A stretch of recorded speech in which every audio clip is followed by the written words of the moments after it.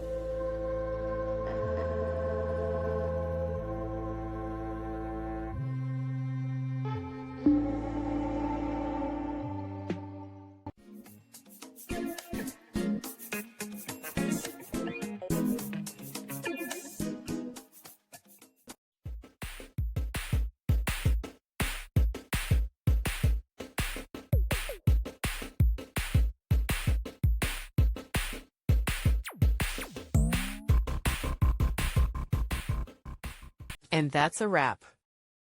I hope you found the answer you were looking for. If you did, take a second to hit that subscribe button. It really helps out. And let me know in the comments which solution worked best for you. See you next time in the debug zone.